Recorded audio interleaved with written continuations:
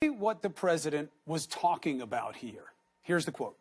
The United States has strongly informed the blank that if blank doesn't happen, no more money or aid will be given to blank, effective immediately. Now, you think the president is talking about A, King Salman and the Saudis, as a strong man demanding answers in the death of a Washington Post journalist whose Saudis are reportedly explaining away as a mere botched interrogation.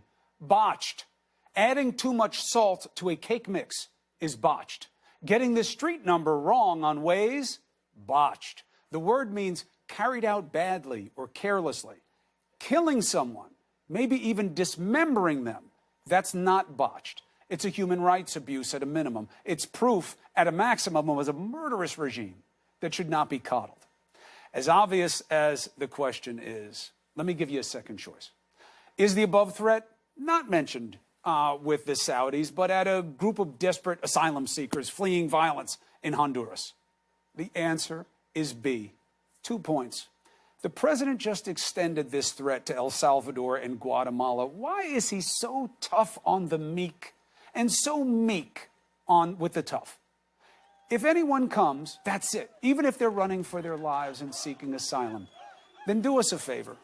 Have mercy on the lady in the harbor, because you are making a mockery of her pledge. Take her down, because that's not what you're about. That's not what you want the country to be about. So take it down. It's false advertising. Another question, because that one was tricky. Today, President Trump said in an interview, here we go again. You know, you're guilty until proven innocent.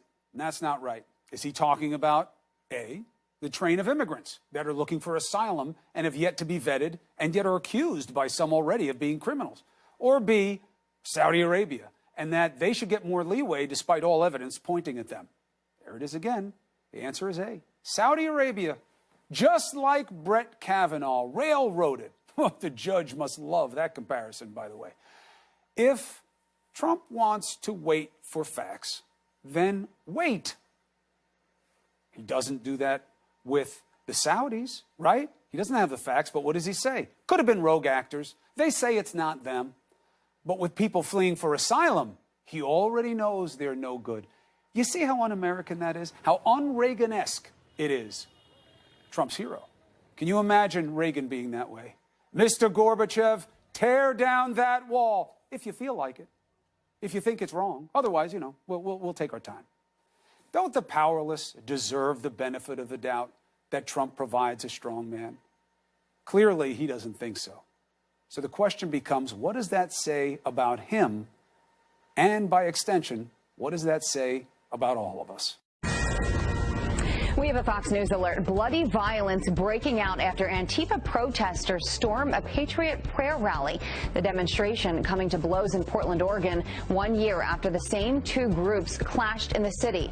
Protesters throwing bottles and fireworks at police officers, while some were caught with knives and other weapons. At least 4 people were arrested. Patriot Prayer bills itself as a peaceful First Amendment advocacy group.